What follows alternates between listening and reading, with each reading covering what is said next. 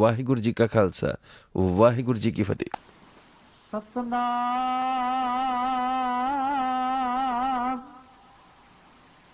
ਸ੍ਰੀ ਵਾਹਿਗੁਰੂ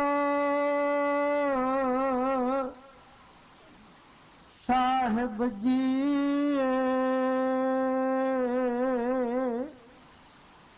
ਸ਼ਲੋਕ ਮਹਲਾ ਤੀਜਾ।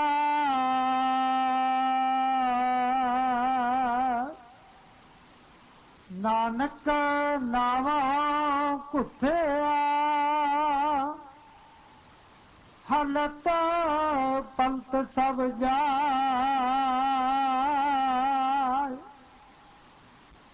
ਜਪ ਤਪ ਸੰਜਮ ਸਭ ਹਿਰ ਲਿਆ ਮੁੱਠੀ ਦੂਜੈ ਪਾਏ। ਨਾਨਕ ਨਾਮਹ ਘੁੱਟਿਆ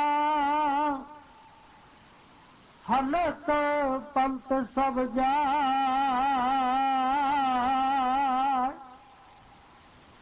ਜਪ ਤਪ ਸੰਜਮ ਸਭ ਹਿਰ ਲਿਆ ਮੁੱਠੀ ਦੂਜੈ ਭਾਇ। ਜਮਦਰ ਬੱਚੇ ਮਾਰੀਆ ਬਾਤੀ ਮਿਲੈ ਸਜਾ। ਮਹੱਲਾ ਤੀਜਾ। ਸੰਤਾਂ ਨਾਲ ਵੈਰ ਕਮਾਵੰਦੇ ਦੁਸ਼ਟਾਂ ਨਾਲ ਮੋਹ ਪਿਆਰ।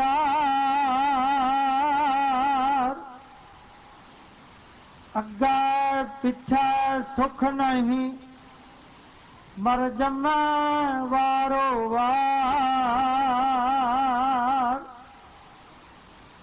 ਤ੍ਰਿਸ਼ਨਾ ਕਦੇ ਨਾ ਬੁਝਈ ਡੁੱਬਦਾ ਹੋਏ ਖੁਆਰ।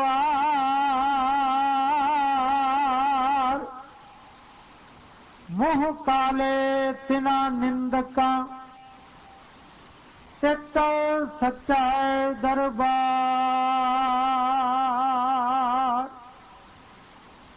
ਨਾਨਕ ਨਾਮ ਵਿਹੂਣਿਆ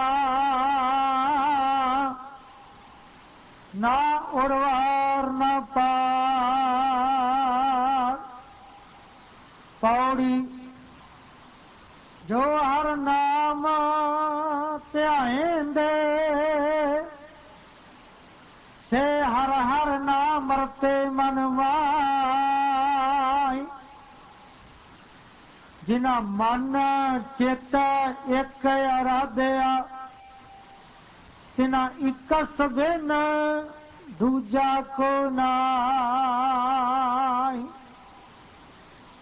ਸਹੀ ਪੁਰਖ ਹਰ ਸੇਵੰਦੇ ਜਿਨ ਧੁਰ ਮਸਤਕ ਲੇਖ ਲਿਖਾਈ।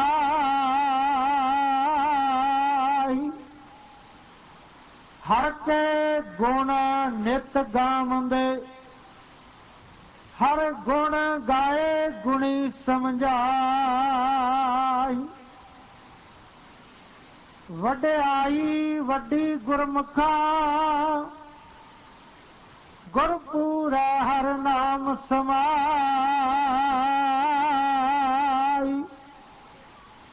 ਵਡਿਆਈ ਵੱਡੀ ਗੁਰਮੁਖਾ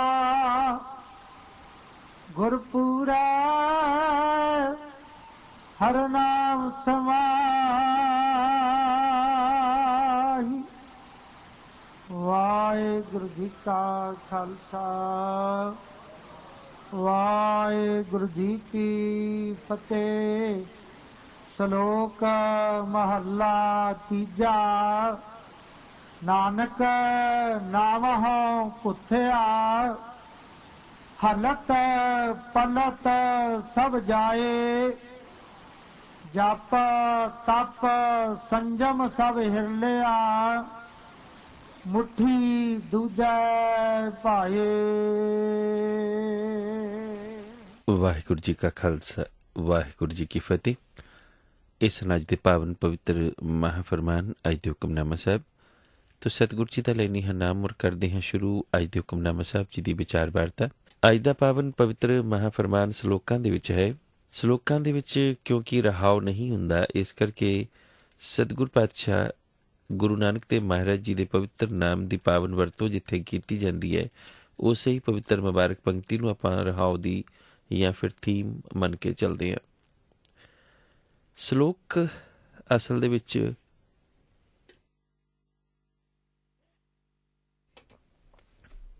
सिफत सलाह की बाणी नूं कहा जाता है, जिथे गुरुआं दे महापुरखां दे युग पुरखां दे बचन हुंदे ने। जिवें सतगुर जी ने भी आसा जी दी वार दे विच आसा राग दे विच सानूं समझाया, सुच्छा होए के जीविया लगा पढ़न सलोक। उत्थे भी सलोक का मतलब उस अकाल पुरख की उस्तत, उसकी सिफत दे नाल, जिथे सिफत की बाणी गुरपुरखां वालों युग पुरखां वालों उचारी जाती, जिसनूं सलाह की बाणी या सलाह के बचन आपां कहने। सलोक महला तीजा। महला तीजा का अर्थ है पातशाह तीजे धन धन पातशाह गुरु अमरदास महाराज जी की मुबारक बाणी। गुरु ग्रंथ साहब जी के पावन शुभ अंग नंबर अज के हुक्मनामा साहब जी के 648 649 ने, जिथे अज के हुक्मनामा साहब जी सुभायमान ने, विराजमान ने। नानक नाम हो कुथ्या हलत पलत सब जाए, जप तप संजम सब हिर लिया मुट्ठी दूजे पाए।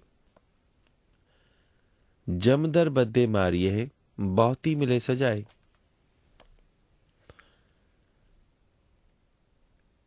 सतगुरु अज के हुक्मनामा साहब जी दे विच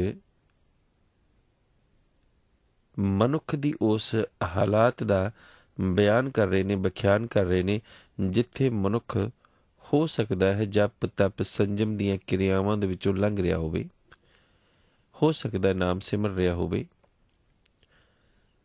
लेकिन पातशाह कहते ने नाम सिमरदियां मनुख किते ऐसी पोजीशन दे विच ना पहुंच जाए जिथे हौमे दे विच आके वो दूसरियां दी निंदा ही करनी शुरू कर देवे, अपने आप नूं ही सब कुछ समझ बैठे। ऐसी अवस्था दे विच हो सकता है कि वो जुबान तो नाम सिमरदा नजर आवे, लेकिन वो नाम तो खुंजिया होया है। नानक नामों कुथ्या, नाम तो खुंजे होने की क्रिया नूं सतगुरु जी कुथ्या दी अवस्था दे विच मनुख नूं समझा रहे ने, सानू समझा रहे ने। कुथ्या दा असल दे विच मतलब है खुंजिया होया, लेकिन खुंजदा कदों है मनुख जदों भुल जाता है, तो भुलिया होया मनुखा। और भुले हुए मनुख नूं कुथ्या दा मतलब यह भी है कि विछड़िया भी है, क्योंकि जिहड़ा भुल गया वो विछड़ गया। जिवें सतगुरु जी ने पवित्र बाणी दे विच कहा कि सलाम जवाब दोवें करे मुड्ढो कुत्था जाए। मुड्ढो कुत्था, कुत्थे जाण दी वो अवस्था जिथे मुढ़ तो ही मनुख कुत्थिया जाता है। हुण मुढ़ तो किवें कुत्थिया जाएगा? असल विच हुंदा की है, मनुख जिस काम दे लई तैयार हो रहा हुंदा है, उस काम नूं अपने वो हमेशा ही जहन दे विच रखदा है, वो काम उसके जहन दे विच हुंदा है। जिवें एक विद्यार्थी स्कूल जाने लई तैयार हो रहा है और स्कूल दे विच उसका इम्तिहान होना है, तो जाहिर तौर पर तैयार हुंदियां हुंदियां भी उसका ध्यान अपने इम्तिहान वाला है। एक पत्नी अपने पति वास्ते तैयार हो रही है, श्रृंगार कर रही है, ध्यान पति वल होएगा, ये बट नैचुरल गल है। एक व्यापारी मीटिंग दे लई चलिया है, तैयार हो रहा है, तो मीटिंग दे विच किहड़े प्रश्न रेज करने ने या किन्हां सवालों का किवें जवाब देना, ये उसके जहन दे विच होएगा। तो फिर होएगा कि जिस जगह तो चलिया है उस जगह तो ही उसकी कर्म का प्रभाव शुरू हो जाता है। जिवें एक जुआरी जुआ खेडन लई चलिया है, ਤਾਂ ਉਸਦੇ ਜ਼ਹਿਨ ਦੇ ਵਿੱਚ ਫਿਰ ਗੋਟੀਆਂ ਨੇ, ਗੀਟੀਆਂ ਨੇ, ਜਾਂ ਫਿਰ ਜਿਹੜੀਆਂ ਚੀਜ਼ਾਂ ਉੱਪਰ ਉਸਨੇ ਜੂਆ ਲਗਾਉਣਾ ਹੈ। ਗੁਰਦੁਆਰ ਚੱਲਿਆ ਗੁਰਸਿੱਖ ਉਸਦੀ ਜ਼ਹਿਨ ਦੇ ਵਿੱਚ ਹੈ ਕਿ ਜਾ ਕੇ ਕੀਰਤਨ ਸੁਣਾਂਗਾ। ਤਾਂ ਮੁੱਢ ਦੀ ਉਹ ਅਵਸਥਾ ਜਿੱਥੋਂ ਕੁੱਥਿਆ ਜਾਂਦਾ ਹੈ, ਮਨੁੱਖ ਵਿਛੜ ਜਾਂਦਾ ਹੈ, ਉਹ ਅਵਸਥਾ ਹੈ ਜਿਸ ਅਵਸਥਾ ਦੇ ਵਿੱਚ ਮਨੁੱਖ ਦੀ ਯਾਦ ਸ਼ਕਤੀ ਜਿਸ ਵੱਲ ਤੁਰੀ ਹੁੰਦੀ ਹੈ। ਹੁਣ ਖਿਮਾ ਕਰਨੀ, ਇੱਕ ਵਿਦਿਆਰਥੀ ਇਮਤਿਹਾਨ ਦੇ ਲਈ ਚੱਲਿਆ ਹੈ, ਉਸ ਦੀ ਜ਼ਹਿਨ ਦੇ ਵਿੱਚ, ਉਸ ਦੀ ਯਾਦ ਦੇ ਵਿੱਚ ਉਸ ਦਾ ਪਰਚਾ ਹੈ ਜਾਂ ਉਸ ਦਾ ਸਬਜੈਕਟ ਹੈ, ਲੇਕਿਨ ਉਸ ਵਕਤ ਉਹ ਅਰਦਾਸ ਵੀ ਕਰ ਰਿਹਾ ਨਾਲ ਹੀ ਨਾਲ ਕਿ ਮੈਨੂੰ ਪ੍ਰਭੂ ਮੇਰੇ ਇਮਤਿਹਾਨ ਦੇ ਵਿੱਚੋਂ ਪਾਸ ਕਰੀ, ਲੇਕਿਨ ਧਿਆਨ ਫਿਰ ਵੀ ਉਸਦਾ ਉਸ ਇਮਤਿਹਾਨ ਦੇ ਵੱਲ ਹੀ ਹੈ। ਜਿਸ ਵਕਤ ਮਨੁੱਖ ਦਾ ਧਿਆਨ ਇੱਕ ਪਰਮਾਤਮਾ ਵੱਲ ਚਲਿਆ ਜਾਂਦਾ ਹੈ, ਇੱਕ ਅਕਾਲ ਪੁਰਖ ਵੱਲ ਚਲਿਆ ਜਾਂਦਾ ਹੈ, ਉਸ ਵਕਤ ਜਿਹੜੀ ਉਸ ਦੀ ਅਵਸਥਾ ਹੈ ਨਾ, ਉਹ ਮਿਲਣ ਦੀ ਅਵਸਥਾ ਦੇ ਲਈ ਉਸ ਦਾ ਕਰਮ ਸ਼ੁਰੂ ਹੋ ਜਾਂਦਾ ਹੈ। ਇਸ ਕਰਕੇ ਫਿਰ ਦੁਨਿਆਵੀ ਤੌਰ ਉੱਪਰ ਤਾਂ ਹੋ ਸਕਦਾ ਹੈ ਕਿ ਉਹ ਤਿਆਰ ਹੋ ਵੀ ਰਿਹਾ ਹੋਵੇ, ਦੁਨਿਆਵੀ ਤੌਰ ਉੱਪਰ ਉਸ ਦਾ ਧਿਆਨ ਉਸ ਮੀਟਿੰਗ ਵੱਲ ਹੋਵੇ, ਉਸ ਇਮਤਿਹਾਨ ਵੱਲ, ਜਾਂ ਫਿਰ ਉਸ ਕਰਮ ਵੱਲ ਜਿਸ ਕਰਮ ਨੂੰ ਉਸ ਨੇ ਨਿਭਾਏ ਜਾਣ ਦੇ ਲਈ, ਜਿਸ ਕਰਮ ਨੂੰ ਨਿਭਾਏ ਜਾਣ ਦੇ ਲਈ ਉਹ ਤਿਆਰ ਹੋ ਰਿਹਾ, ਪਰ ਆਤਮਕ ਅਵਸਥਾ ਦੇ ਵਿੱਚ ਹਰ ਵਕਤ ਹੀ ਉਸ ਦੇ ਜ਼ਹਿਨ ਦੇ ਵਿੱਚ, ਮਨ ਦੇ ਵਿੱਚ ਇੱਕ ਰੱਬ ਦੀ ਯਾਦ ਵਸੀ ਹੋਏਗੀ। ਇਸ ਕਰਕੇ ਦੁਨਿਆਵੀ ਤੌਰ ਪਰ ਜਿਹੜਾ ਵੀ ਉਹ ਕਰਮ ਕਰੇਗਾ, ਜਿਹੜਾ ਵੀ ਕਰਮ ਨਿਭਾਏਗਾ, ਉਹ ਕਰਮ ਆਪਣੇ ਆਪ ਉਹਨਾਂ ਦਾ ਸ਼ੁਭ ਹੋ ਜਾਏਗਾ, ਕਿਉਂਕਿ ਸਤਿਗੁਰ ਜੀ ਪਵਿੱਤਰ ਬਾਣੀ ਦੇ ਵਿੱਚ ਇਸੇ ਹੀ ਅੰਗ ਦੇ ਉੱਪਰ ਇੱਕ ਫੈਸਲਾ ਦਿੰਦੇ ਨੇ। ਪਾਤਸ਼ਾਹ ਕਹਿੰਦੇ, ਤਿੰਨ ਕਾ ਖਾਦਾ ਪੈਦਾ ਮਾਇਆ ਸਭ ਪਵਿੱਤ ਹੈ, ਜੋ ਨਾਮ ਹਰ ਰਾਤੇ। ਤਿੰਨ ਕੇ ਘਰ ਮੰਦਰ ਮਹਿਲ ਸਰਾਈ ਸਭ ਪਵਿੱਤਰ ਹੈ, ਜਿਨ ਗੁਰਮੁਖ ਸੇਵਕ ਸਿੱਖ ਅਭਿਆਗਤ ਜਾਏ ਵਰਸਾਤੇ। ਹੁਣ ਖਾਦਾ ਪੈਦਾ ਮਾਇਆ, ਉਸ ਤੋਂ ਬਾਅਦ ਘਰ ਮੰਦਰ ਮਹਿਲ, ਇਹ ਸਾਰੀਆਂ ਦੀਆਂ ਸਾਰੀਆਂ ਸੰਸਾਰੀ ਵਸਤੂਆਂ ਨੇ। ਮਨੁੱਖ ਸਰੀਰਕ ਰੂਪ ਦੇ ਵਿੱਚ ਜੀਵਨਾਂ ਦੇ ਲਈ ਖਾਂਦਾ ਹੈ, ਔਰ ਸੰਸਾਰ ਦੇ ਵਿੱਚ ਜਿੰਨੀ ਦੇਰ ਤੱਕ ਜਿਉਂਦਾ ਰਹਿੰਦਾ ਉਨੀ ਦੇਰ ਤੱਕ ਉਹ ਪਾਉਂਦਾ ਹੈ, ਕੱਪੜੇ ਪਾਉਂਦਾ ਹੈ। ਕਿਉਂਕਿ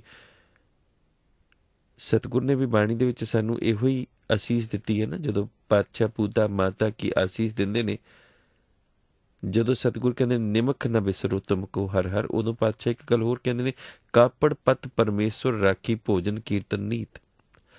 ਕਿਉਂਕਿ ਕਾਪੜ ਔਰ ਭੋਜਨ ਇਹ ਮਨੁੱਖ ਦੀਆਂ ਦੋ ਉਹ ਰਿਕੁਆਇਰਮੈਂਟਸ ਨੇ ਜਿਹੜੀਆਂ ਤਾਂ ਉਮਰ ਉਸ ਦੇ ਨਾਲ ਚੱਲਦੀਆਂ ਨੇ, ਔਰ ਇਹ ਇਮੀਡੀਏਟ ਰਿਕੁਆਇਰਮੈਂਟਸ ਨੇ। ਜਦੋਂ ਬੱਚਾ ਜਨਮਦਾ ਪਹਿਲਾਂ ਉਸ ਨੂੰ ਕੱਪੜੇ ਵਿੱਚ ਢੱਕਿਆ ਜਾਂਦਾ, ਔਰ ਨਾਲ ਹੀ ਉਸ ਨੂੰ ਦੁੱਧ ਦਿੱਤਾ ਜਾਂਦਾ, ਭੋਜਨ ਦਿੱਤਾ ਜਾਂਦਾ, ਔਰ ਜਿੰਨੀ ਦੇਰ ਤੱਕ ਉਹ ਜਿਉਂਦਾ ਹੈ ਸੰਸਾਰ ਦੇ ਵਿੱਚ ਇਹ ਪਾਣ ਦੀ ਖਾਣ ਦੀ ਕਿਰਿਆ ਨਾਲ ਹੀ ਚੱਲਦੀ ਹੈ।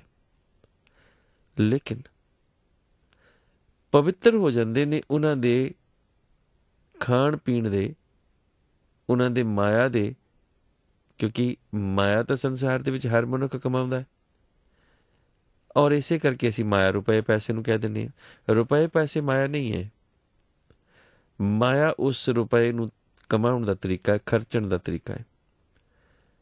ਹੋ ਸਕਦਾ ਹੈ ਕਿ ਇੱਕ ਵਿਅਕਤੀ 10 ਨੋਆਂ ਦੀ ਕਿਰਤ ਕਰਕੇ ਆਇਆ ਹੋਵੇ, ਉਸ ਦੇ ਹੱਥ ਵਿੱਚ ਇੱਕ ਫਟਿਆ ਪੁਰਾਣਾ ਨੋਟ ਹੋਵੇ। ਇੱਕ ਵਿਅਕਤੀ ਬੇਈਮਾਨੀ ਦੀ ਕਮਾਈ ਕਰਕੇ ਆਇਆ ਹੋਵੇ, ਉਸ ਦੇ ਹੱਥ ਵਿੱਚ ਚਮਕਦਾ ਲਿਸ਼ਕਦਾ ਨੋਟ ਹੋਵੇ। ਲੇਕਿਨ ਲਿਸ਼ਕਦਾ ਨੋਟ ਹੋਏਗਾ, ਭਾਵੇਂ ਖਰਾਬ ਨੋਟ ਹੋਏਗਾ, ਕੀਮਤ ਉਸ ਦੀ ਉਨੀ ਹੈ। ਇਹ ਨਹੀਂ ਹੈ ਕਿ ਜਿਹੜਾ 50 ਦਾ ਨੋਟ ਬੜਾ ਲਿਸ਼ਕ ਰਿਹਾ ਉਸ ਦੀ ਕੀਮਤ ਬਾਜ਼ਾਰ ਵਿੱਚ ਜ਼ਿਆਦਾ ਪਵੇਗੀ, ਔਰ ਇਹ ਵੀ ਨਹੀਂ ਹੈ ਕਿ ਜਿਹੜਾ 50 ਦਾ ਨੋਟ ਬੜਾ ਮੈੜਾ ਕੁਚਾਲਾ ਹੈ ਉਸ ਦੀ ਕੀਮਤ ਬਾਜ਼ਾਰ ਦੇ ਵਿੱਚ ਘੱਟ ਹੋਏਗੀ। ਕੀਮਤ ਦੋਨਾਂ ਦੀ ਇੱਕੋ ਜਿਹੀ ਹੈ, ਲੇਕਿਨ ਦੋਨਾਂ ਦੇ ਕਮਾਉਣ ਦੇ ਢੰਗ ਜਿਹੜੇ ਨੇ ਨਾ ਉਹ ਅਲੱਗ-ਅਲੱਗ ਨੇ। ਨੋਟ ਉਹੀ ਹੈ, ਕਰੰਸੀ ਉਹੀ ਹੈ। ਜਿਵੇਂ ਇੱਕ ਸੰਤ ਪੁਰਖ ਨੇ ਵੀ ਦਾਣੇ ਖਰੀਦੇ ਨੇ, ਚੋਗਾ ਖਰੀਦਿਆ, ਇੱਕ ਸ਼ਿਕਾਰੀ ਨੇ ਵੀ ਚੋਗਾ ਖਰੀਦਿਆ ਬਾਜ਼ਾਰ ਤੋਂ। ਲੇਕਿਨ ਸ਼ਿਕਾਰੀ ਨੇ ਜਿਹੜਾ ਚੋਗਾ ਖਰੀਦਿਆ ਉਸ ਦੀ ਨੀਅਤ ਦੇ ਵਿੱਚ ਖੋਟ ਹੈ। ਉਸੇ ਦੁਕਾਨ ਤੋਂ ਖਰੀਦਿਆ ਹੋਏਗਾ, ਉਹੀ ਕਰੰਸੀ ਵਰਤੀ ਹੋਏਗੀ, ਲੇਕਿਨ ਨੀਅਤ ਕੀ ਹੈ? ਉਸ ਦੀ ਨੀਅਤ ਹੈ ਕਿਸੇ ਨੂੰ ਪਕਸ਼ੀ ਨੂੰ ਪਕੜਨ ਦੀ। ਤੋ ਇੱਕ ਸੰਤ ਪੁਰਖ ਨੇ ਵੀ ਚੋਗਾ ਖਰੀਦਿਆ, ਲੇਕਿਨ ਉਸ ਦੀ ਨੀਅਤ ਪਕਸ਼ੀ ਨੂੰ ਪਕੜਨ ਦੀ ਨਹੀਂ ਹੈ, ਉਸ ਨੂੰ ਕਤਲ ਕਰਨ ਦੀ ਨਹੀਂ ਹੈ, ਬਲਕਿ ਉਸ ਦਾ ਢਿੱਡ ਭਰਨ ਦੀ। ਨੀਅਤ ਵਿੱਚ ਫਰਕ ਹੈ। ਤੋ ਸਤਿਗੁਰ ਕਹਿੰਦੇ ਨੇ, ਖਾਦਾ ਪੈਦਾ ਮਾਇਆ ਸਭ ਪਵਿੱਤ ਹੈ, ਜੋ ਨਾਮ ਹਰ ਰਾਤੇ। ਕਿਉਂਕਿ ਜਿਹੜੇ ਨਾਮ ਦੇ ਵਿੱਚ ਰੰਗੇ ਹੋਏ ਨੇ, ਇਸੇ ਕਰਕੇ ਪਾਤਸ਼ਾਹ ਨੇ ਜਿਸ ਵਕਤ ਸਾਨੂੰ ਨਾਮ ਜਪਣ ਦਾ ਸੁਨੇਹਾ ਦਿੱਤਾ ਨਾ, ਜਿਸ ਵਕਤ ਵੰਡ ਛਕਣ ਦਾ ਸੁਨੇਹਾ ਦਿੱਤਾ, ਨਾਲ ਕਿਰਤ ਕਰਨ ਦਾ ਵੀ ਸੁਨੇਹਾ ਦਿੱਤਾ। ਉਹ ਇਸ ਕਰਕੇ ਦਿੱਤਾ ਕਿਉਂਕਿ ਸੰਸਾਰ ਦੇ ਵਿੱਚ ਕਿਰਤ ਵੀ ਜ਼ਰੂਰੀ ਹੈ ਸਰੀਰਕ ਤੌਰ ਪਰ, ਔਰ ਇਹ ਤਿੰਨੋਂ ਕਿਰਿਆਵਾਂ ਸੈਮੀਟੇਨੀਅਸਲੀ ਜਿਸ ਨੇ ਨਾਲੋਂ ਨਾਲ ਨਿਭਾ ਲਈਆਂ ਉਹ ਧਰਮ ਦੇ ਵਿੱਚ ਨਿਭ ਗਿਆ। ਕਿਵੇਂ? ਜਿਸ ਵਕਤ ਇੱਕ ਸਾਧਾਂ ਦਾ ਟੋਲਾ ਸਤਿਗੁਰੂ ਗੁਰੂ ਨਾਨਕ ਦੇਵ ਮਹਾਰਾਜ ਜੀ ਦੇ ਕੋਲ ਗਿਆ ਨਾ, ਤਾਂ ਉਸਨੇ ਕੀ ਦੇਖਿਆ ਕਿ ਸਤਿਗੁਰੂ ਗੁਰੂ ਨਾਨਕ ਦੇਵ ਜੀ ਹੱਲ ਚਲਾ ਰਹੇ ਨੇ ਬੜੀ ਦੂਰ, ਔਰ ਇਸ ਤਰ੍ਹਾਂ ਹੀ ਸਿੱਖ ਵੀ ਮਿਹਨਤ ਕਰ ਰਹੇ ਨੇ, ਕਿਰਤ ਕਰ ਰਹੇ ਨੇ।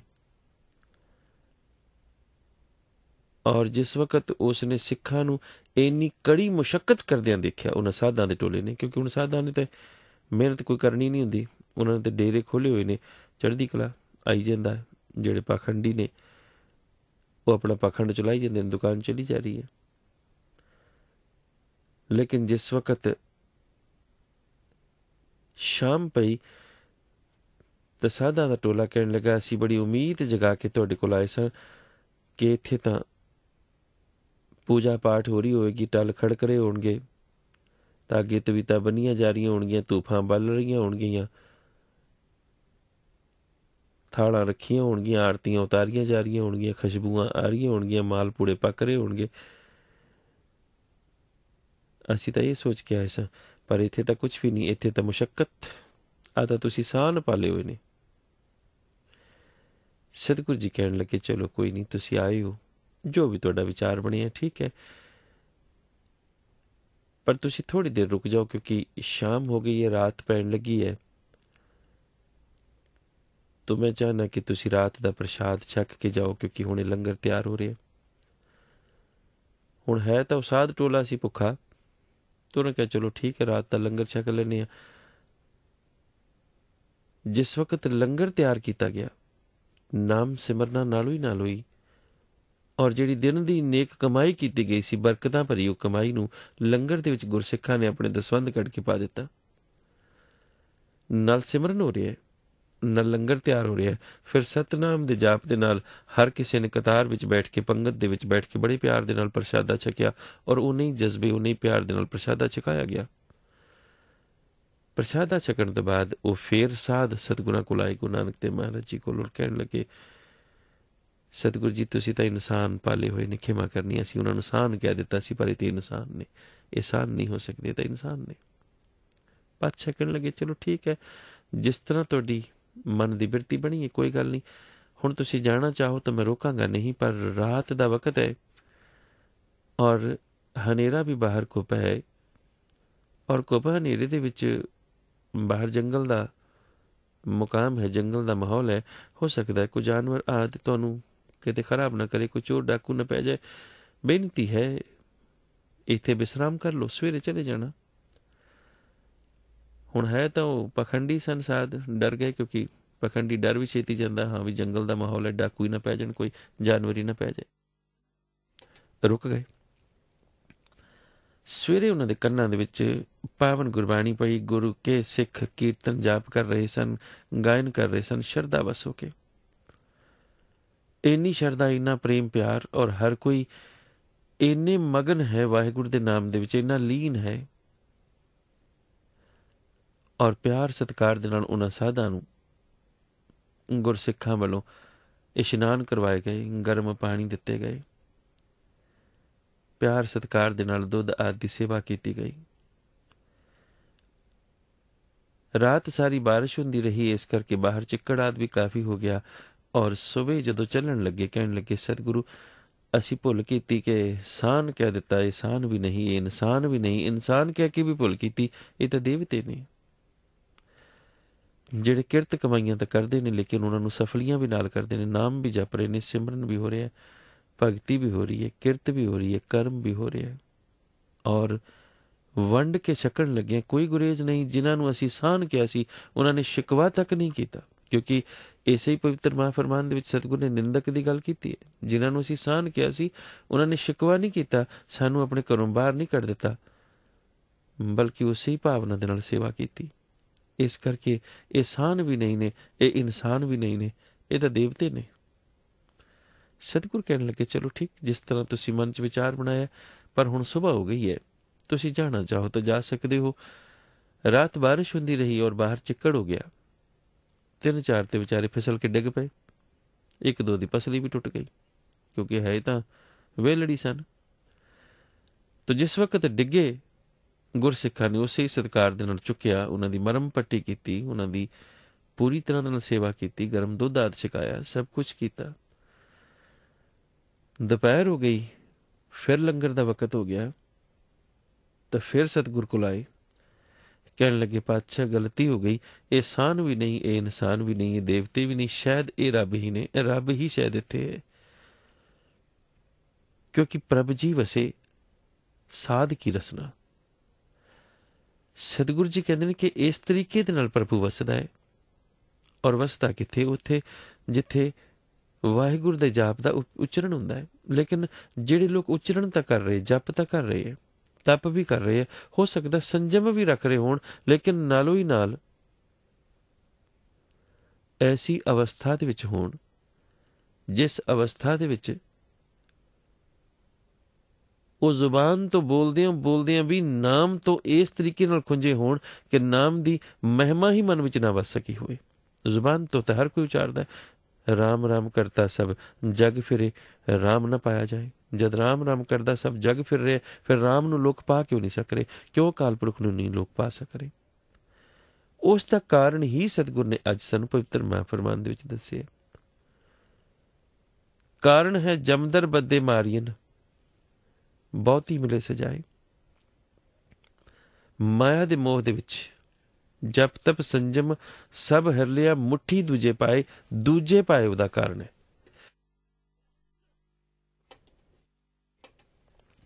ਦੂਜੇ ਪਾਏ, ਇੱਕ ਅਕਾਲ ਪੁਰਖ ਨੂੰ ਛੱਡ ਕੇ ਹੋਰ ਦੇ ਨਾਲ ਕੀਤੀ ਹੋਈ ਪ੍ਰੀਤ। ਤੇ ਫਿਰ ਐਸੀ ਅਵਸਥਾ ਦੇ ਵਿੱਚ ਹੁੰਦਾ ਕੀ ਹੈ? ਹੋ ਸਕਦਾ ਜ਼ੁਬਾਨ ਤੋਂ ਵਾਹਿਗੁਰੂ ਵਾਹਿਗੁਰੂ, ਰਾਮ ਰਾਮ, ਅੱਲਾ ਅੱਲਾ, ਰੱਬ ਰੱਬ ਕਰਦੇ ਹੋਣ, ਲੇਕਿਨ ਅਵਸਥਾ ਦੂਜੇ ਭਾਈ ਦੀ ਹੈ। ਦੂਜੇ ਭਾਈ ਦਾ ਮਤਲਬ, ਕਿਉਂਕਿ ਸਤਿਗੁਰ ਨੇ ਜ਼ਿਕਰ ਕੀਤਾ ਹੈ ਕਿ ਐਸੇ ਲੋਕ ਠਗੇ ਹੋਏ ਨੇ। ਮੁੱਠੀ ਦਾ ਮਤਲਬ ਵੀ ਠਗੇ ਹੋਏ ਨੇ। ਨਾਨਕ ਨਾਮੋਂ ਕੁੱਥਿਆ, ਹਲਤ ਪਲਤ ਸਭ ਜਾਏ, ਜਪ ਤਪ ਸੰਜਮ ਸਭ ਹਿਰ ਲਿਆ, ਮੁੱਠੀ ਠਗੇ ਗਏ। ਦੂਜੇ ਪਾਏ, ਜਦੋਂ ਕਿ ਜਪ ਵੀ ਕੀਤਾ, ਤਪ ਵੀ ਕੀਤਾ, ਸੰਜਮ ਵੀ ਕੀਤਾ, ਲੇਕਿਨ ਵਾਹਿਗੁਰੂ ਦੇ ਨਾਮ ਦੇ ਨਾਲ ਜਿਹੜੀ ਅਸਲ ਵਿੱਚ ਅੰਦਰਲੀ ਪ੍ਰੀਤ ਸੀ ਉਹ ਨਾ ਜਗਾ ਸਕੇ। ਦੂਜੇ ਪਾਏ, ਜਿਵੇਂ ਆਮ ਜ਼ਿੰਦਗੀ ਦੇ ਵਿੱਚ ਲੋਕ ਕਹਿੰਦੇ ਨੇ ਜੀ ਆ ਸਾਧ ਜਪਾਉਂਦੇ ਤਾਂ ਨਾਮ ਹੀ ਨੇ ਨਾ, ਜਪਵਾਉਂਦੇ ਤਾਂ ਨਾਮ ਹੀ ਨੇ, ਲੇਕਿਨ ਬਾਣੀ ਨੂੰ ਉਲਟ ਕਰਕੇ, ਧਾਰਨਾਵਾਂ ਭਰ ਕੇ, ਪਾਖੰਡ ਕਰਕੇ, ਹੱਥ ਦੇ ਵਿੱਚ ਉਹ ਵਾਲੀਆਂ ਵਸਤੂਆਂ ਪਕੜ ਕੇ ਜਿਹੜੀਆਂ ਵਰਜਿਤ ਨੇ ਗੁਰਮਤ ਦੇ ਵਿੱਚ, ਜਿਵੇਂ ਮਾਲਾ ਹੈ, ਕਿ ਮਨੁੱਖ ਦਾ ਧਿਆਨ ਜਪਵਾਇਆ ਤਾਂ ਨਾਮ ਹੀ ਜਾ ਰਿਹਾ, ਇਸ ਭੁਲੇਖੇ ਦੇ ਨਾਲ ਨਾਮ ਤੋਂ ਉਹਨਾਂ ਨੂੰ ਦੂਰ ਨਹੀਂ ਕੀਤਾ ਜਾ ਰਿਹਾ। ਹਾਂ, ਅਗਰ ਕੋਈ ਕਰਮ ਕਰੇ, ਉਸ ਨੂੰ ਅਗਰ ਮਹਾਂਪੁਰਸ਼ ਕਹਿ ਵੀ ਲਿਆ ਜਾਵੇ ਤਾਂ ਠੀਕ ਹੈ। ਕਿਸੇ ਨੇ ਕਰਮ ਕੀਤਾ, ਭਾਵ ਹੁਣ ਸਤਿਗੁਰ ਨੇ ਜਿਹੜੀ ਅਗਲੀ ਪਾਵਨ ਸਤਰ ਦੇ ਵਿੱਚ ਗੱਲ ਸਾਨੂੰ ਸਮਝਾਈ ਹੈ, ਉਹ ਸੰਤਾਂ ਦੇ ਨਾਲ ਵੈਰ ਦੀ ਹੈ। ਹੁਣ ਉੱਥੇ ਸੰਤ ਕਿਹੜੇ ਨੇ, ਆਪਾਂ ਉਹਦਾ ਜ਼ਿਕਰ ਕਰਾਂਗੇ ਹੁਣ ਅਗਲੀ ਲਾਈਨ ਦੇ ਵਿੱਚ। ਲੇਕਿਨ ਜਿਹੜੇ ਜਪ ਤਪ ਸੰਜਮ ਦੀ ਇਸ ਤਰੀਕੇ ਦੇ ਨਾਲ ਦੀ ਅਵਸਥਾ ਦੇ ਵਿੱਚ ਨੇ, ਲੇਕਿਨ ਪਿਆਰ ਮੋਹ ਪਿਆਰ ਦੂਜੇ ਦੇ ਨਾਲ ਹੈ। ਇੱਕ ਅਕਾਲ ਪੁਰਖ ਨੂੰ ਛੱਡ ਕੇ ਕੋਈ ਪੱਥਰ ਦਾ ਪੁਜਾਰੀ ਹੋ ਗਿਆ, ਕੋਈ ਦੇਵੀ ਦੇਵਤਿਆਂ ਦਾ ਪੁਜਾਰੀ ਹੋ ਗਿਆ, ਕੋਈ ਡੇਰੇ ਧਾਰਿਆਂ ਦਾ, ਕੋਈ ਟੂਣੇ ਧਾਰੀਆਂ ਦਾ। ਯਾਨੀ ਕਿ ਜਿਹੜੀ ਚੀਜ਼ ਪਰਮਾਤਮਾ ਵੱਲੋਂ ਆਈ ਸੀ, ਜਿਵੇਂ ਦੁੱਖ ਹੈ ਇਹ ਪਰਮਾਤਮਾ ਵੱਲੋਂ ਆਇਆ ਹੈ, ਇਹ ਸੁੱਖ ਹੈ ਇਹ ਵੀ ਪਰਮਾਤਮਾ ਵੱਲੋਂ ਆਇਆ ਹੈ। ਦੁੱਖ ਦੇ ਵਿੱਚ ਵੀ ਉਹ ਟੂਣੇ ਧਾਰ ਕੋਲ ਚਲਾ ਗਿਆ, ਦੁੱਖ ਤਕਲੀਫ ਬਰਦਾਸ਼ਤ ਨਹੀਂ ਹੋਈ, ਇਸ ਕਰਕੇ ਟੂਣੇ ਧਾਰ ਕੋਲ ਚਲਾ ਗਿਆ, ਪਖੰਡੀ ਕੋਲ ਚਲਾ ਗਿਆ, ਡੇਰੇ ਧਾਰ ਕੋਲ ਚਲਾ ਗਿਆ। ਉਹਨੇ ਅੱਗੋਂ ਹੋਰ ਪਖੰਡ ਦੇ ਵਿੱਚ, ਵਹਿਮਾਂ ਦੇ ਵਿੱਚ ਪਾ ਦਿੱਤਾ ਕਿ ਆ ਜੀ ਸ਼ਬਦ ਲੈ ਜਾਓ, ਉਹਨੂੰ 21 ਦਿਨ ਤੱਕ ਪਾਠ ਕਰਿਓ। 21 ਦਿਨ ਤੱਕ ਕਿਉਂ? ਐਸਾ ਉਹਨੇ ਪੁੱਛਿਆ ਹੀ ਨਹੀਂ। 31 ਦਿਨ ਤੱਕ ਕਰਿਓ, ਐਸਾ ਉਹਨੇ ਫੇਰ ਨਹੀਂ ਪੁੱਛਿਆ। ਸਤਿਗੁਰ ਨੇ ਕਿਤੇ 21 ਜਾਂ 31 ਦਿਨ ਦੀ ਗੱਲ ਨਹੀਂ ਕੀਤੀ, ਲੇਕਿਨ ਉਹਨੇ ਕੀਤਾ। 21-31 ਦਿਨਾਂ ਬਾਅਦ ਤਾਂ ਵੈਸੇ ਹੀ ਦਸ਼ਾ ਚ ਬਦਲ ਜਾਂਦੀ, ਥੋੜਾ ਜਿਹਾ ਵੈਸੇ ਹੀ ਕੋਈ ਵੀ ਕੰਮ ਹੋਏਗਾ, ਕੋਈ ਤਕਲੀਫ ਹੀ ਹੋਏਗੀ, ਥੋੜ੍ਹਾ ਜਿਹਾ ਆਰਾਮ ਤਾਂ ਵੈਸੇ ਹੀ ਆ ਜਾਏਗਾ, ਕਿਉਂਕਿ 2 4 5 10 ਦਿਨਾਂ ਬਾਅਦ ਮਨੁੱਖ ਆਦੀ ਵੀ ਹੋ ਜਾਂਦਾ ਹੈ ਬਰਦਾਸ਼ਤ ਕਰਨ ਦਾ। ਲੇਕਿਨ ਉਸ ਨੇ ਕੀ ਸਮਝਿਆ ਕਿ ਆ ਜਿਹੜਾ ਮਹਾਂਪੁਰਖਾਂ ਨੇ ਦਿੱਤਾ ਸੀਗਾ ਨਾ ਮੈਨੂੰ, ਇਹਦੇ ਨਾਲ ਸ਼ਾਇਦ ਮੇਰੀ ਸਥਿਤੀ ਬਦਲੀ ਹੈ। ਪੜ੍ਹਿਆ ਉਸਨੇ ਸ਼ਬਦ ਹੀ ਹੈ, ਲੇਕਿਨ ਉਹ ਸ਼ਬਦ ਜਿਹੜਾ ਸਤਿਗੁਰ ਨੇ ਸਵਾਸ ਸਵਾਸ ਸਿਮਰਨ ਦੀ ਗੱਲ ਕੀਤੀ ਹੈ, ਉਸ ਨੂੰ ਪਹਿਲਾਂ ਤਾਂ ਭੁਲੇਖਾ ਪਾ ਦਿੱਤਾ ਗਿਆ 21-31 ਦਾ। ਫਿਰ ਚਲੀਏ, ਔਰ ਉਸ ਤੋਂ ਬਾਅਦ ਹੋਇਆ ਕਿ ਜਿਸ ਵਕਤ ਮਾੜੀ ਜੀ ਦਸ਼ਾ ਸੁਧਰੀ ਤਾਂ ਸਾਨੂੰ ਤਾਂ ਜੀ ਆਰਾਮ ਉਸ ਡੇਰੇ ਤੋਂ ਆਇਆ, ਉੱਥੋਂ ਜੀ ਉਹ ਤਾਂ ਬੜੇ ਮਹਾਂਪੁਰਖ ਨੇ, ਨਾਨਕ ਦਾ ਹੀ ਰੂਪ ਨੇ। ਯਾਨੀ ਕਿ ਦੁੱਖ ਵਕਤ ਵੀ ਪਰਮਾਤਮਾ ਭੁੱਲ ਗਿਆ, ਸੁੱਖ ਵਕਤ ਵੀ ਪਰਮਾਤਮਾ, ਦੋਨਾਂ ਹੀ ਅਵਸਥਾਵਾਂ ਦੇ ਵਿੱਚ। ਔਰ ਸਤਿਗੁਰ ਕਹਿੰਦੇ ਨਾਨਕ ਨਾਮੁ ਗੁਥਿਆ ਹਲਤ ਪਰਤ ਸਭ ਜਾਏ। ਐਸੀ ਅਵਸਥਾ ਦੇ ਵਿੱਚ ਲੋਕ ਵੀ ਗਿਆ, ਪਰਲੋਕ ਵੀ ਗਿਆ। ਔਰ ਇਹ ਮਨੁੱਖ ਫਿਰ ਕਰਦੇ ਕੀ ਨੇ? ਸੰਤਾਂ ਨਾਲ ਵੈਰ ਕਮਾਉਂਦੇ, ਦੁਸ਼ਟਾਂ ਨਾਲ ਮੋਹ ਪਿਆਰ। ਸੰਤ ਕੌਣ ਹੈ? ਗੁਰਮਤਿ ਦੇ ਵਿੱਚ ਸੰਤ ਦੀ ਪਰਿਭਾਸ਼ਾ ਪੂਰੀ ਤਰ੍ਹਾਂ ਨਾਲ ਦਿੱਤੀ ਗਈ ਹੈ। ਵੈਸੇ ਤਾਂ ਸੰਤ ਭਲੇ ਪੁਰਸ਼ ਨੇ, ਔਰ ਮਹਾਨ ਕੋਸ਼ ਦੇ ਵਿੱਚ ਤਾਂ ਸਿੱਖ ਨੂੰ ਵੀ ਸੰਤ ਲਿਖਿਆ ਹੈ। ਮੈਂ ਤਾਂ ਕਹਿੰਦਾ ਕਿ ਫਖਰ ਦੇ ਨਾਲ ਕਹਿਣਾ ਚਾਹੀਦਾ, ਸੰਤ ਸਿਪਾਹੀ ਹਾਂ ਅਸੀਂ, ਕਿਉਂ ਨਹੀਂ। ਸਤ ਸੰਗਤ ਨੂੰ ਵੀ ਸੰਤਾਂ ਦੀ ਸੰਗਤ ਕਿਹਾ ਗਿਆ। ਸੰਤਾਂ ਸੰਗਤ ਮਿਲ ਰਹੇ, ਜਪ ਰਾਮ ਨਾਮ ਸੁਖ ਪਾਏ। ਸ੍ਰੀ ਰਾਗ ਦੇ ਵਿੱਚ ਪਾਤਸ਼ਾਹ ਪੰਚਮ ਕਹਿੰਦੇ ਨੇ। ਔਰ ਵੈਸੇ ਸੰਤ ਦਾ ਮਤਲਬ ਹੈ ਜਿਸ ਨੇ ਮਨ ਦੀਆਂ ਇੰਦਰੀਆਂ ਨੂੰ ਪ੍ਰਭੂ ਨਾਮ ਦੀ ਸਿਮਰਨਾ ਦੇ ਰਾਹੀਂ ਟਿਕਾ ਕੇ ਸ਼ਾਂਤ ਕਰ ਲਿਆ, ਸ਼ਾਂਤ ਹੋ ਗਿਆ, ਉਹ ਸ਼ਾਂਤ ਤੋਂ ਸੰਤ ਹੋ ਗਿਆ।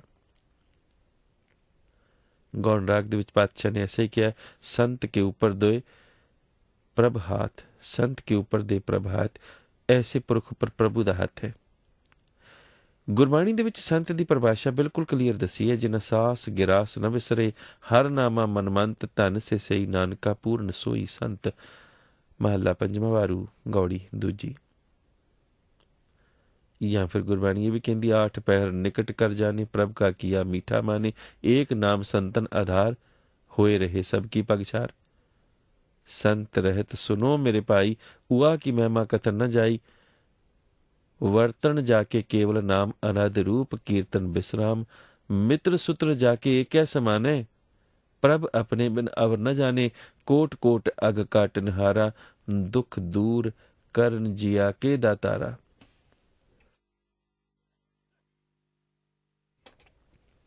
ਸੰਤ ਸੂਰਬੀਰ ਨੂੰ ਵੀ ਕਿਹਾ ਗਿਆ। ਇਸੇ ਕਰਕੇ ਸਤਿਗੁਰ ਨੇ ਸਾਨੂੰ ਸੰਤ ਸਿਪਾਹੀ ਬਣਾਇਆ। ਸੂਰਬੀਰ ਬਚਨ ਕੇ ਬਲੀ, ਕੌਲਾ ਬਪਰੀ ਸੰਤੀ ਚਲੀ, ਤਾਕਾ ਸੰਗ ਬਾਛੇ ਸੁਰਦੇਵ, ਅਮੋਗ ਦਰਸ ਕਰੇ ਅਰਦਾਸ, ਕਰ ਜੋੜ ਨਾਨਕ ਸਫਲ ਜਾ ਕੀ ਸੇਵ, ਮੋਹ ਸੰਤ ਟਹਿਲ ਦੀਜੇ ਗੁਣਤਾਸ। ਅਗ ਆਸਾ ਰਾਗ ਦੇ ਵਿੱਚ ਪਾਤਸ਼ਾਹ ਪੰਚਮ ਨੇ ਕਿਹਾ। ਤੋ ਜ਼ਾਹਿਰ ਤੌਰ ਉੱਪਰ ਇੱਥੇ ਸਤਿਗੁਰੂ ਜਿਹੜਾ ਸੰਤ ਦਾ ਸ਼ਬਦ ਵਰਤ ਰਹੇ ਨੇ, ਉਹ ਕੇਵਲ ਇਸ ਗੱਲ ਨੂੰ ਸਮਝਾਉਣ ਦੇ ਲਈ ਹੈ ਕਿ ਜਿਹੜਾ ਮਨੁੱਖ ਰੱਬ ਦੇ ਰਸਤੇ ਉੱਪਰ ਚੱਲ ਰਿਹਾ, ਉਸ ਦੇ ਲਈ ਵੈਰ ਵਿਰੋਧ ਦੀ ਭਾਵਨਾ ਲੋਕਾਂ ਦੇ ਵਿੱਚ ਜ਼ਿਆਦਾ ਹੁੰਦੀ ਹੈ। ਕਦੀ ਵੀ ਆਪ ਨੋਟ ਕਰਿਓ।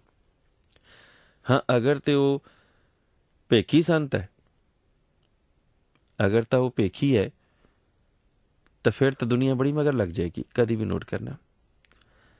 ਪਰ ਅਗਰ ਪ੍ਰਚਾਰਕ ਹੋ ਕੇ ਕੋਈ ਸਹੀ ਗੱਲ ਕਰ ਰਿਹਾ, ਬੜੇ ਲੋਕ ਖਿਲਾਫ ਹੋ ਜਾਣਗੇ। ਹਾਂ, ਅਗਰ ਬਾਣੀ ਵਿਗਾੜੇਗਾ, ਇਤਿਹਾਸ ਵਿਗਾੜੇਗਾ, ਤਾਂ ਬੜੇ ਲੋਕ ਮਗਰ ਹੋ ਜਾਣਗੇ, ਕਿਉਂਕਿ ਮੂਰਖਾਂ ਦੇ ਵਿੱਚ ਕਮੀ ਨਹੀਂ, ਮੂਰਖਾਂ ਦੀ ਕਮੀ ਨਹੀਂ ਹੈ ਦੁਨੀਆ ਦੇ ਵਿੱਚ। ਫਿਰ ਅੱਜ ਦਾ ਜਿਹੜਾ ਪ੍ਰਚਾਰ ਹੈ ਨਾ, ਅੱਜ ਦਾ ਜਿਹੜਾ ਨਿੰਦਣ ਦਾ ਤਰੀਕਾ ਹੈ, ਉਹ ਇੰਟਰਨੈਟ ਤੇ ਚੱਲ ਰਿਹਾ। ਕੋਈ ਫੇਸਬੁੱਕ ਤੇ ਕਿਸੇ ਦੀ ਨਿੰਦਾ ਕਰ ਰਿਹਾ, ਉਹਦਾ ਫਿਰ ਜਵਾਬ ਦੇ ਰਹੇ ਨੇ। ਕਿਉਂਕਿ ਇੱਕ ਪਾਸੇ ਤਾਂ ਮਨੁੱਖ ਕਹਿੰਦਾ ਕਿ ਨਾਮ ਸਿਮਰਨ ਦਾ ਸਾਡੇ ਕੋਲ ਸਮਾਂ ਨਹੀਂ ਹੈ। ਅਸੀਂ ਬਾਣੀ ਇਸ ਕਰਕੇ ਵਿਗਾੜ ਕੇ ਪੇਸ਼ ਕਰ ਰਹੇ ਹਾਂ, ਕਿਉਂਕਿ ਅਸੀਂ ਸਮਝਾਉਣਾ ਚਾਹ ਰਹੇ ਹਾਂ ਨਾਲੋਂ ਹੀ ਨਾਲ, ਕਿਉਂਕਿ ਮਨੁੱਖ ਦੇ ਕੋਲ ਸਮਾਂ ਨਹੀਂ ਹੈ, ਇਸ ਕਰਕੇ ਵਿਗਾੜ ਕੇ ਸਮਝਾਉਣਾ ਚਾਹ ਰਹੇ, ਬਹਾਨਾ ਵੀ ਬਣਾ ਰਹੇ ਨੇ।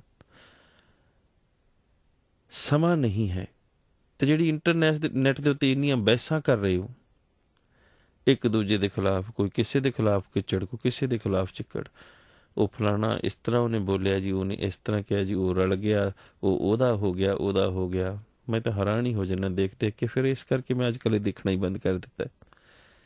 ਉਹਦਾ ਵਕਤ ਹੈ ਉਹਨਾਂ ਦੇ ਕੋਲ, ਜਿਹੜੇ ਲੋਕ ਬਾਣੀ ਵਿਗਾੜ ਕੇ ਕਹਿ ਰਹੇ ਨਾ ਅਸੀਂ ਸਮਾਂ ਨਹੀਂ ਹੈ ਜੀ, ਇਸ ਕਰਕੇ ਬਾਣੀ ਵਿਗਾੜ ਕੇ ਅਸੀਂ ਸਮਝਾਉਣਾ ਚਾਹ ਰਹੇ ਹਾਂ। ਉਹ ਇੰਟਰਨੈਟ ਦੇ ਉੱਤੇ ਬਹਿਸਬਾਜ਼ੀਆਂ ਦਾ, ਇੱਕ ਦੂਜੇ ਦੀ ਨਿੰਦਾ ਦਾ ਉਹ ਵਕਤ ਹੈ ਉਹਨਾਂ ਦੇ ਕੋਲ। ਔਰ ਜਿੰਨਾ ਵੀ ਇਹਨਾਂ ਬਾਰੇ ਦੇਖੋਗੇ ਨਾ, ਹੈ ਸਾਰੇ ਵੇਲੇ ਨੇ। ਉਹ ਵੈਸੇ ਕਹਿ ਰਹੇ ਨੇ ਸਿਮਰਨ ਦਾ ਸਾਡੇ ਕੋਲ ਵਕਤ ਨਹੀਂ ਹੈ, ਬਾਣੀ ਪੜ੍ਹਨ ਦਾ ਜਾਂ ਸਮਝਣ ਦਾ ਵਕਤ ਨਹੀਂ, ਇਸ ਕਰਕੇ ਬਾਣੀ ਨੂੰ ਵਿਗਾੜ ਕੇ ਅਸੀਂ ਸਮਝਾਉਣਾ ਚਾਹ ਰਹੇ ਹਾਂ, ਟਿੱਪੀ ਲਾ ਕੇ, ਬਿੰਦੀ ਲਾ ਕੇ ਸਮਝਾਉਣਾ ਚਾਹ ਰਹੇ ਹਾਂ। ਤੇ ਵੈਸੇ ਜਿਹੜੀਆਂ ਬਹਿਸਾਂ ਕਰ ਰਹੇ ਉਹਦੇ ਲਈ ਵਕਤ ਹੈ। ਤੋ ਐਸੇ ਮਨੁੱਖ ਕੀ ਕਰ ਰਹੇ ਨੇ, ਅਸਲ ਦੇ ਵਿੱਚ ਸੁੱਤੇ ਸਿੱਧ ਹੀ, ਭਾਵੇਂ ਕਿਉਂਕਿ ਅਣਜਾਣਪੁਣੇ 'ਚ ਹੀ ਹੋ ਰਿਹਾ। ਕਿਉਂਕਿ ਜੇ ਮਨੁੱਖ ਜਾਣ ਜਾਏਗਾ ਨਾ ਕੋਈ ਵੀ ਚੀਜ਼, ਮੈਂ ਪਿੱਛੇ ਜੇ ਇੱਕ ਕਾਨਫਰੰਸ ਦੇ ਵਿੱਚ ਬੈਠਾ ਹੋਇਆ ਸੀ, ਕੁਝ ਡਾਕਟਰ ਲੋਕ ਸਨ, ਉਹ ਗੱਲ ਕਰ ਰਹੇ ਸਨ ਆਪਸ ਦੇ ਵਿੱਚ, ਕਹਿੰਦੇ ਸਨ ਜਦੋਂ ਬਿਮਾਰੀ ਜਾਣ ਜਾਂਦਾ ਨਾ ਮਨੁੱਖ, ਡਾਇਗਨੋਜ਼ ਹੋ ਜਾਂਦੀ, ਜਦੋਂ ਪਤਾ ਲੱਗ ਜਾਂਦਾ ਤਾਂ ਫਿਰ ਪ੍ਰੋਪਰ ਇਲਾਜ ਵੀ ਹੋ ਸਕਦਾ। ਸਾਡੇ ਇੱਕ ਮਿੱਤਰ ਬਿਮਾਰ ਸਨ, ਮੈਂ ਦੇਖਣ ਗਿਆ ਸੀ ਉਹਨਾਂ ਨੂੰ, ਉੱਥੇ ਇੱਕ ਕਾਨਫਰੰਸ ਹੋ ਕੇ ਹਟੀ ਸੀ ਡਾਕਟਰਾਂ ਦੀ। ਤਾਂ ਮੇਰੇ ਕੰਨੀ ਇਹ ਗੱਲ ਪਈ ਔਰ ਗੱਲ ਮੈਨੂੰ ਚੰਗੀ ਲੱਗੀ ਕਿ ਜਿੰਨੀ ਦੇਰ ਤੱਕ ਬਿਮਾਰੀ ਜਾਣ ਹੀ ਨਹੀਂ ਸਕੇ, ਮਨਮੁੱਖ ਨੂੰ ਜਿੰਨੀ ਦੇਰ ਤੱਕ ਪਤਾ ਹੀ ਨਹੀਂ ਲੱਗੇਗਾ ਕਿ ਉਹ ਮਨਮੁੱਖ ਹੈ, ਉਹ ਕਿਸ ਤਰ੍ਹਾਂ ਆਪਣਾ ਇਲਾਜ ਕਰੇਗਾ। ਉਹ ਤਾਂ ਬੜੀ ਹਉਮੈ ਜਾਂ ਚੜ੍ਹਦੀ ਕਲਾ 'ਚ, ਉਹ ਤਾਂ ਕਹਿੰਦਾ ਮੈਂ ਜੋ ਕਹਿ ਰਿਹਾ ਠੀਕ ਕਹਿ ਰਿਹਾ, ਜੋ ਮੈਂ ਕਰ ਰਿਹਾ ਠੀਕ ਕਰ ਰਿਹਾ, ਜਿਹੜਾ ਮੈਂ ਇਤਿਹਾਸ, ਜਿਹੜੀ ਮੈਂ ਬਾਣੀ ਵਿਗਾੜ ਰਿਹਾ ਠੀਕ ਵਿਗਾੜ ਰਿਹਾ, ਕਿਉਂਕਿ ਬੜੀ ਹਉਮੈ 'ਚ ਹੈ ਨਾ। ਤਾਂ ਸੁੱਤੇ ਸਿੱਧੋ ਕਰ ਕੀ ਰਿਹਾ ਕਿ ਉਹ ਅਸਲ ਦੇ ਵਿੱਚ ਸੰਤਾਂ ਨਾਲ ਵੈਰ ਕਮਾ ਰਿਹਾ, ਦੁਸ਼ਟਾਂ ਨਾਲ ਮੋਹ ਪਿਆਰ ਹੈ, ਇਸੇ ਕਰਕੇ ਸੰਤਾਂ ਨਾਲ ਵੈਰ ਕਮਾ ਰਿਹਾ। ਕਿਉਂਕਿ ਬਿਮਾਰੀ ਪਤਾ ਹੀ ਨਹੀਂ ਲੱਗ ਰਹੀ ਨਾ, ਹਉਮੈ ਦੀ ਬਿਮਾਰੀ ਪਤਾ ਹੀ ਨਹੀਂ। ਜੇ ਪਤਾ ਲੱਗ ਜਾਏਗੀ ਤਾਂ ਹੀ ਇਲਾਜ ਕਰੇਗਾ ਨਾ। ਕਹਿੰਦੇ ਨੇ ਤੀਸਰੀ ਸਟੇਜ ਦੇ ਉੱਤੇ ਕੈਂਸਰ ਦਾ ਪਤਾ ਲੱਗਾ, ਤੀਸਰੀ ਸਟੇਜ ਤੇ ਪਤਾ ਲੱਗਾ ਤਾਂ ਉਹ ਇਲਾਜ ਸ਼ੁਰੂ ਕੀਤਾ, ਲੇਕਿਨ ਬਿਮਾਰੀ ਲਾ ਇਲਾਜ ਹੋ ਗਈ। ਪਹਿਲਾਂ ਪਤਾ ਹੀ ਨਹੀਂ ਲੱਗਾ, ਨਹੀਂ ਤਾਂ ਮਨੁੱਖ ਕਦੀ ਹੋ ਹੀ ਨਹੀਂ ਸਕਦਾ ਕਿ ਜੇ ਉਹਨੂੰ ਪਹਿਲੀ ਸਟੇਜ ਤੇ ਪਤਾ ਲੱਗ ਜਾਏ ਕਿ ਕੈਂਸਰ ਹੈ ਤਾਂ ਉਹਦਾ ਇਲਾਜ ਨਾ ਕਰਾਵੇ। ਐਸਾ ਕਦੀ ਹੋ ਹੀ ਨਹੀਂ ਸਕਦਾ। 100% ਐਸਾ ਹੀ ਹੋਏਗਾ ਜੇ ਪਤਾ ਲੱਗ ਜਾਏਗਾ। ਮਨਮੁੱਖ ਨੂੰ ਪਤਾ ਹੀ ਨਹੀਂ ਲੱਗ ਰਿਹਾ ਕਿ ਉਸ ਨੂੰ ਮਨਮੁਖਤਾ ਦੀ ਬਿਮਾਰੀ ਹੈ। ਹਉਮੈ ਵਿੱਚ ਭਰੇ ਮਨੁੱਖ ਨੂੰ ਪਤਾ ਹੀ ਨਹੀਂ ਲੱਗ ਰਿਹਾ ਕਿ ਉਸ ਨੂੰ ਹਉਮੈ ਦੀ ਬਿਮਾਰੀ ਹੈ। ਹਾਂ, ਅਗਰ ਪਤਾ ਲੱਗ ਜਾਏਗਾ ਤਾਂ ਗੁਰਬਾਣੀ ਰਾਹੀਂ ਇਲਾਜ ਜ਼ਰੂਰ ਕਰੇਗਾ। ਇਸ ਕਰਕੇ ਅਣਜਾਣਪੁਣੇ ਦੇ ਵਿੱਚ ਆਪ ਵੀ ਗੁੰਮਰਾਹ ਹੈ ਔਰ ਦੂਸਰਿਆਂ ਨੂੰ ਵੀ ਗੁੰਮਰਾਹ ਕਰ ਰਹੇ ਹੈ। ਪਰ ਲੋਕ ਫਿਰ ਵੀ ਮਗਲ, ਮੈਂ ਤਾਂ ਆਪ ਜੀ ਨੂੰ ਪਹਿਲਾਂ ਵੀ ਕਿਹਾ ਸੀ ਕਿ 100% ਵੀ ਕੋਈ ਗਲਤ ਹੋਏਗਾ, ਉਸ ਦੇ ਪਿੱਛੇ ਵੀ 2-4 ਜ਼ਰੂਰ ਆ ਜਾਣਗੇ, ਕਿਉਂਕਿ ਮੂਰਖਾਂ ਦਾ ਘਾਟਾ ਨਹੀਂ ਹੈ ਨਾ, ਕਮੀ ਨਹੀਂ ਹੈ। ਤੋ ਐਸੇ ਮਨੁੱਖ ਕੀ ਕਰਦੇ ਨੇ ਕਿ ਦੁਸ਼ਟਾਂ ਨਾਲ ਮੋਹ ਪਿਆਰ ਹੁੰਦਾ ਉਹਨਾਂ ਦਾ, ਔਰ ਜਿਹੜੇ ਚੰਗੇ ਭਲੇ ਪੁਰਖ ਹੁੰਦੇ ਨੇ ਉਹਨਾਂ ਦੀ ਉਹ ਨਿੰਦਾ ਸ਼ੁਰੂ ਕਰ ਦਿੰਦੇ ਨੇ। ਸਤਿਗੁਰ ਕਹਿੰਦੇ ਨੇ ਹੋਏਗਾ ਕਿ ਅੱਗੇ ਪਿੱਛੇ ਸੁੱਖ ਨਹੀਂ, ਮਰ ਜੰਮੇ ਵਾਰ-ਵਾਰ। ਇਹ ਦਸ਼ਾ ਹੋਣੀ ਉਹਨਾਂ ਦੀ।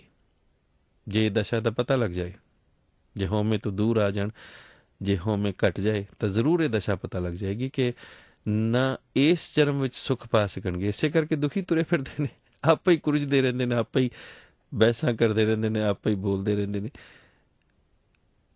ਇਸ ਲੋਕ ਵਿੱਚ ਵੀ ਸੁੱਖ ਨਹੀਂ, ਪਰਲੋਕ ਵਿੱਚ ਵੀ ਸੁੱਖ ਨਹੀਂ। ਕਿਉਂਕਿ ਸਤਿਗੁਰ ਨੇ ਤਾਂ ਸਾਨੂੰ ਇਹ ਕਿਹਾ ਕਿ ਇਹ ਲੋਕ ਸੁਖੀਏ ਪਰਲੇਖ ਸੁਹੇਲੇ, ਨਾਨਕ ਹਰ ਪ੍ਰਭ ਆਪੇ ਮਿਲੇ। ਪਰ ਜਿਹੜੇ ਜੰਮਹਿ ਵਾਰੋ ਵਾਰ ਦੀ ਸਥਿਤੀ ਦੇ ਵਿੱਚ ਨੇ, ਜਿਨ੍ਹਾਂ ਨੇ ਮੋਕਸ਼ ਪ੍ਰਾਪਤ ਹੀ ਨਹੀਂ ਕਰਨਾ, ਸਤਿਗੁਰ ਕਹਿੰਦੇ ਨੇ ਐਸੇ ਮਨੁੱਖਾਂ ਦੀ ਤ੍ਰਿਸ਼ਨਾ ਕਦੇ ਨਾ ਬੁਝਈ, ਦੁਬਦਾ ਹੋਏ ਖੁਆਰ। ਔਰ ਇਹ ਕਿਉਂਕਿ ਨਿੰਦਕ ਨੇ, ਇਹਨਾਂ ਦੀ ਤ੍ਰਿਸ਼ਨਾ ਬੁਝਦੀ ਨਹੀਂ, ਦੁਬਿਧਾ ਦੇ ਵਿੱਚ ਖਵਾਰ ਨੇ, ਕਿਉਂਕਿ ਮਨ ਟਿਕਾਓ ਦੇ ਵਿੱਚ ਨਹੀਂ। ਹੋਰ ਹੋਏਗਾ ਕਿ ਮੂੰਹ ਕਾਲੇ ਤੇ ਨਿੰਦਕਾ, ਇਹਨਾਂ ਦੇ ਮੂੰਹ ਕਾਲੇ ਹੋਣਗੇ। ਕਿੱਥੇ? ਤਿਤ ਸੱਚੇ ਦਰਬਾਰ। ਕਿਉਂ ਸਤਿਗੁਰੂ ਕਿਉਂ ਕਾਲੇ ਹੋਣਗੇ? ਕਿਉਂਕਿ ਨਾਨਕ ਨਾਮ ਵਿਹੋਣੀਆਂ ਨਾ ਉਰਵਾਰ ਨਾ ਪਾਰੇ, ਫੈਸਲਾ ਹੈ ਪਾਤਸ਼ਾਹ ਦਾ ਗੁਰਮਤਿ ਦਾ।